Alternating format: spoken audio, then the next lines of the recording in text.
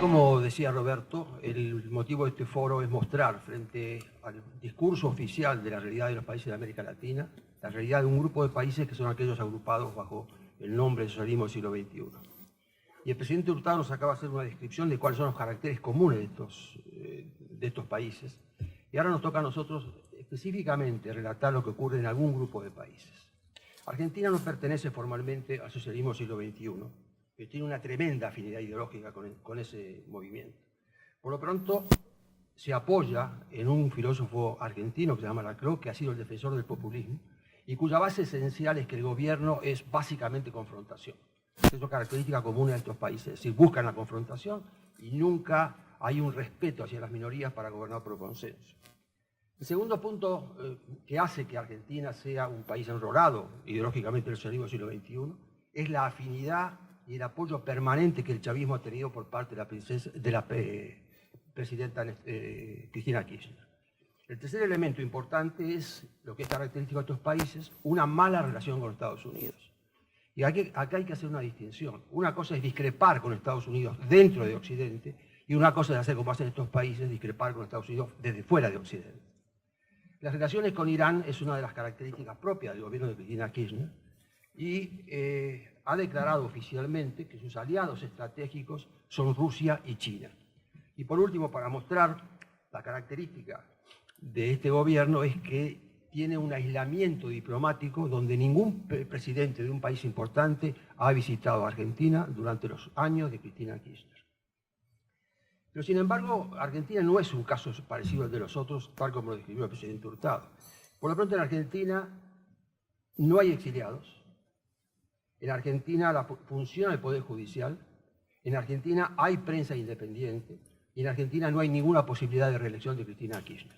Y esto hace que el concepto sea totalmente distinto. Pero sin embargo, en los tres temas que voy a tocar, que son el tema de la corrupción, el tema del ataque a la justicia y el tema del ataque a la libertad de prensa, características que hacen que Argentina esté básicamente dentro de este grupo. Tres casos que quiero comentar para ver el grado de descomposición del gobierno de Cristina Kirchner. El presidente Amadou Boudou tiene 8 procesos, está procesado por cohecho, enriquecimiento ilícito, malversación de caudales públicos y tiene una serie de denuncias policiales, denuncias jurídicas que además en algunas de ellas ya está procesado. Sin embargo, Amadou Boudou representa al país cuando viaja al exterior. Amadou Boudou toma la presidencia de la Nación cuando Cristina Kirchner viaja. El segundo tema que creo que es importante para describir el estado de Argentina, un fiscal, Alberto Nisman, denuncia a la presidenta y al canciller por un intento de encubrimiento de autores iraníes sobre un atentado a una mutual judía en la Argentina de hace 18 años. Ese fiscal, el día antes de rendirle al Congreso prueba de lo que estaba ocurriendo, aparece muerto. Aparece asesinado y hoy todavía no hay ninguna viabilidad, ningún indicio que permita saber exactamente qué pasó con el fiscal mismo. El tercer elemento que caracteriza rápidamente a Cristina Kirchner es que hay más de 1000 oficiales de las Fuerzas Armadas que están detenidos, algunos con proceso, otros sin proceso.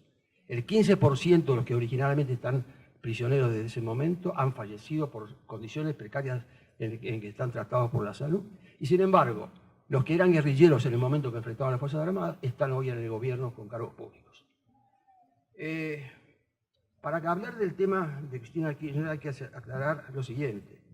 Cristina Kirchner no es ideológicamente el problema. Cristina Kirchner es un sistema de saqueo permanente al país a través de un sistema de corrupción. Y nosotros debimos haberlo supuesto, porque el matrimonio Kirchner había ya gobernado en Santa Cruz, donde no había ningún problema ideológico, pero por ejemplo en Santa Cruz desaparecieron 600 millones de dólares de regalías petroleras que nunca se supo a dónde iban a parar. Y una de las cosas que ha dicho el expresidente Kirchner es que para hacer política hay que tener mucha plata y que eso sea lo que él se iba a dedicar. Quiero señalar, como decía antes, los tres problemas graves que asolan a la Argentina. El primero es el tema de la corrupción. El saqueo es tan grande lo que ocurre en la Argentina que ya las figuras antiguas de la corrupción, el cohecho, la influencia de las cosas públicas, ha desaparecido. Hay todavía en el mundo, y hemos hecho el año pasado un foro en el Senado de Washington explicando que es un nuevo concepto de corrupción, donde es un saqueo permanente a la riqueza de la nación. Tanto es así que aparece una figura nueva, en lugar de corrupción, de hablar de la expoliación del Tesoro Nacional. Cosa que ocurre en estos países. ¿Cuáles son los primeros síntomas que aparecen en este sistema de corrupción con Néstor Kirchner? Kirchner hereda a un ministro de Economía, que fue el que había reestructurado la deuda argentina, y cuando asume, al poco tiempo, el ministro de Economía le denuncia al presidente que otro ministro de confianza del presidente, el ministro de Obras y Servicios Públicos, estaba denunciado por sobornos. Al día siguiente, el ministro Labaña debió renunciar.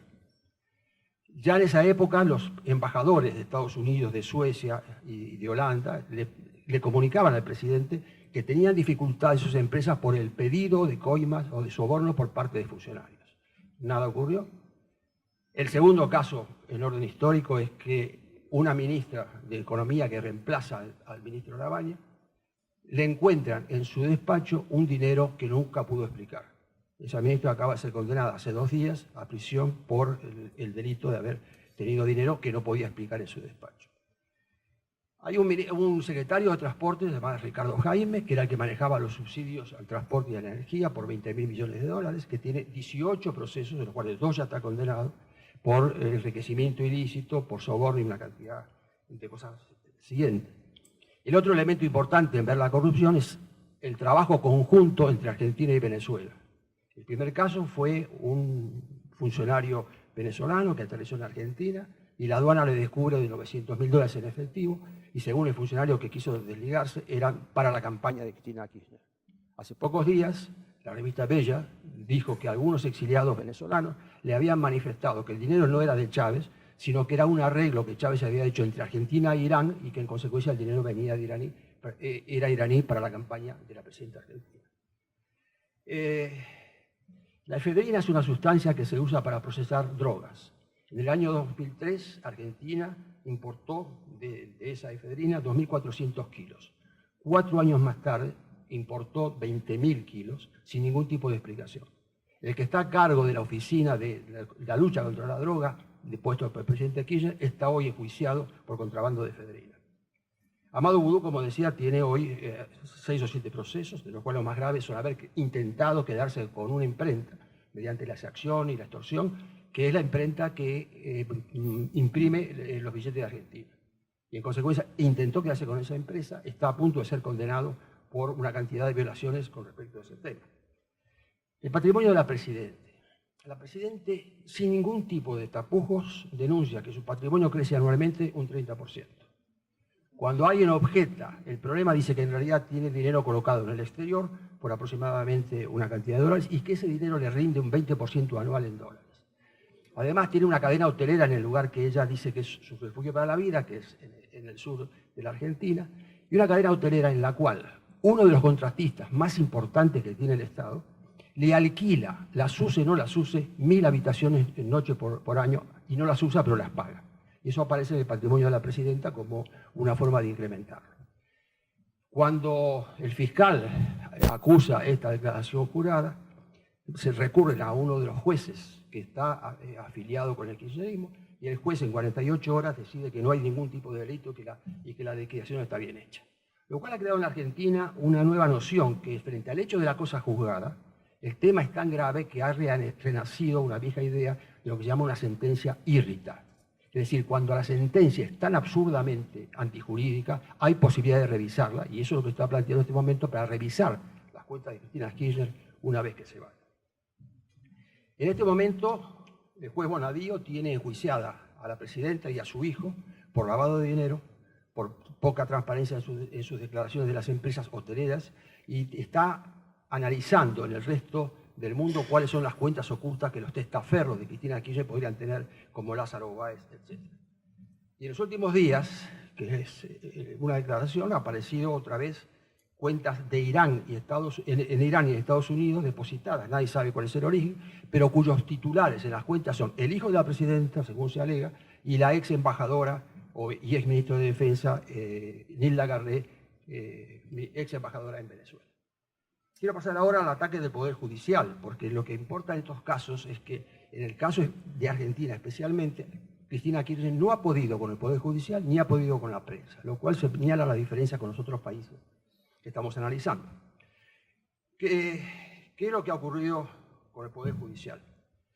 Para darles a tú una idea, Néstor Kirchner designa a 5 de los miembros de la Corte, solamente quedaban 2 del gobierno anterior, y hoy en día la Corte tiene 4 miembros por fallecimiento, 3 son del gobierno.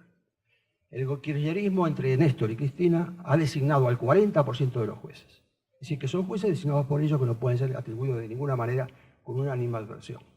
Pero enfrenta Cristina Kirchner a Clarín.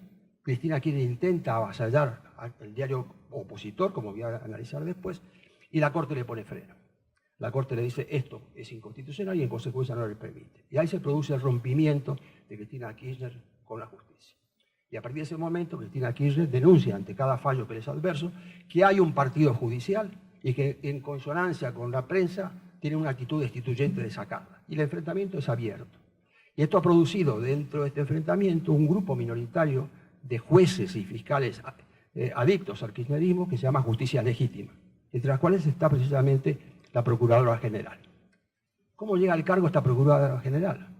Al año siguiente de haber asumido Cristina Kirchner, aparece la denuncia contra Vudú por el tema que decía antes de la empresa de impresión de billetes. Y en ese momento se da un gran escándalo y la Presidenta releva, le acepta la renuncia al Procurador General designado por Néstor Kirchner y le saca el caso de Vudú al juez Rafecas.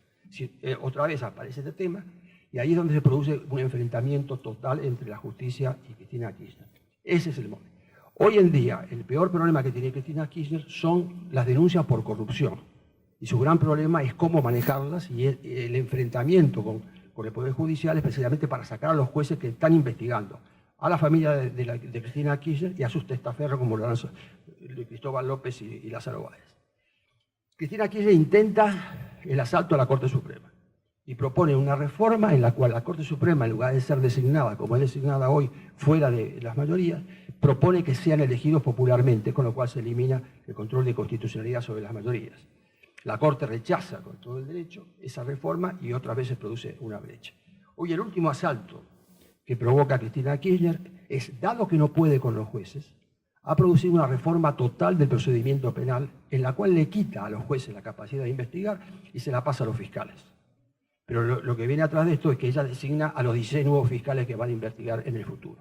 Con lo cual los jueces que están ya no tendrán ninguna posibilidad de investigar y esto queda a cargo de los fiscales. Esto es lo que está hoy en día discutiéndose en Argentina, porque lo que está claro, como decía antes, es que por cualquier medio Cristina Kirchner y su familia están buscando la impunidad después de este gobierno. A través de ser elegida diputada, a través del Parlasur, pero están buscando algo que le dé impunidad. Y tanto es así que el Parlasur, los diputados de cada país que van al Parlasur no tienen inmunidad. Y sin embargo, ella, en esta nueva ley que está proponiendo, el diputado del Parlasur tiene inmunidad en Argentina sobre todos los hechos pasados. Dos temas más de confrontación. El Consejo de la Magistratura fue creado en el 94 para designar los jueces. El kirchnerismo modificó la ley y se quedó con un bloque minoritario, pero que impide al Consejo de la Magistratura poder tomar decisiones sobre los jueces. Y hoy en día hay un 40% de jueces en primera instancia, en segunda instancia, que no tienen el consenso, que no tienen la independencia propia porque están dependiendo siempre de lo que ocurre en el Consejo de la Magistratura.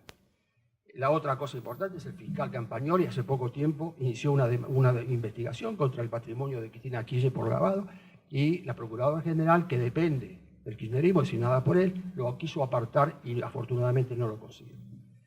¿Qué pasa con la libertad de prensa? La libertad de prensa en la Argentina es diferente al socialismo del siglo XXI. Hay 4 grupos independientes que se han mantenido como tal, el Grupo Clarín, el Grupo Nación, el Perfil y Crónica, y se han mantenido al margen de cualquier tipo de conflictos. Pero sin embargo, ha intentado en primera instancia desarmar al Grupo Clarín, esto es, obligarlo a deshacer el grupo y quedarse solamente con el diario y evitar todos los otros recursos que le dan independencia al Grupo Clarín. Y este es el enfrentamiento que digo.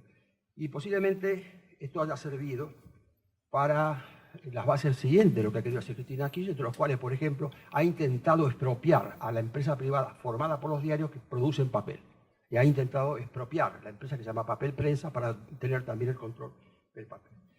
Pero creo que el problema de la comunicación en la Argentina no tiene tanto que ver con la persecución que sí existe Hay denuncias de la Sociedad Interamericana de Prensa, de ADEPA, que es la que agrupa a los medios de prensa en la Argentina, sino que el problema principal es esta persecución, digo que denunciada permanentemente por agravios, descalificaciones, sino el aparato propio que tiene Argentina de comunicación.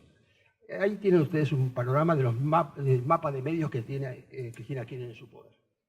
Ese mapa de medios está formado por medios oficiales que le pertenecen al Estado, sea quien sea, por grupos de amigos, empresarios que compran los medios de comunicación y por un grupo de empresas que solamente viven de la publicidad oficial.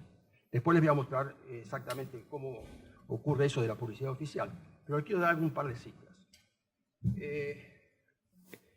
Van a ver ustedes en una lámina posterior cómo ha crecido la publicidad oficial en la Argentina, que ha pasado en el año 2003 y se ha multiplicado por 8.000 hasta el año 2014. Esa publicidad oficial, el gobierno se la da a quien quiere, a pesar de los fallos de la Corte Suprema que le obligan a tener racionalidad en la distribución de los medios de acuerdo con el mercado de cada uno de los medios. Nunca lo han respetado y todos los que reciben publicidad oficial son los medios de amigos o medios que le pertenecen al gobierno en sí mismo. Hay un caso que es paradigmático de lo que ha hecho Cristina Kirchner. El fútbol lo tenía el grupo Clarín. Cristina Kirchner le quita a Clarín la televisación del fútbol mediante un programa que se llama Fútbol para Todos, y tuvo la mala frase de decir que también el fútbol estaba secuestrado por el grupo Clarín y que en consecuencia ahora el fútbol era para todos. Ese, que como ustedes se imaginan, en Argentina concentra la mayor cantidad de público, es un aparato de publicidad del gobierno. Y le cuesta a la Argentina, desde que se creó, algo así como 9.000 millones de pesos, solamente para tener en cada televisación de fútbol la publicidad oficial del gobierno de Cristina Kirchner. Eso es el fútbol para todos. Y lo que tienen también son las cadenas nacionales. La cadena nacional está planteada para casos excepcionales, institucionales, sin embargo Cristina ha usado este año solamente, de que después del año, 12 cadenas nacionales. Esas 12 cadenas nacionales habla de inauguraciones nuevas, de nuevas ventajas que da, pero por ejemplo, cuando apareció muerto el fiscal de Nisman, ella no tomó la cadena nacional. Cuando hubo una inundación dramática para Argentina, no tomó la cadena nacional y sin embargo se manifestó a través de Facebook. Este es el panorama, como les digo, si hay otros slides. Eso es cómo están los medios públicos en manos del gobierno de Cristina Kirchner. Como ustedes ven, casi todos en gráfica, en la televisión abierta, están todos en manos del gobierno, excepto voces aisladas de independencia. Pasa la otra. Eso como ha crecido la publicidad del gobierno nacional. El verde es el fútbol para todos, que se fue creado en el 2009, y el resto es el crecimiento de la publicidad oficial desde el año 2013, que asumieron estos Kirchner, hasta hoy. Esa es la discriminación de la publicidad oficial. El 98% van medios que tienen solamente el 15% del mercado, y los medios que tienen el 85% del mercado reciben el 1,5% de la publicidad oficial. Eso es lo que ocurre con las radios, pasalo. Y este es el caso típico de un empresario amigo del gobierno. Cristóbal López es el zar del juego en la Argentina, es el socio principal, junto con Lázaro Báez, de Cristina Kirchner, y tienen ustedes a la derecha las empresas que tiene que trabajan como concesionarias del Estado, y a la izquierda los medios de comunicación que ha comprado como tal. Esta es la situación argentina, y creo que con buena suerte en octubre se termina esta farsa. Gracias.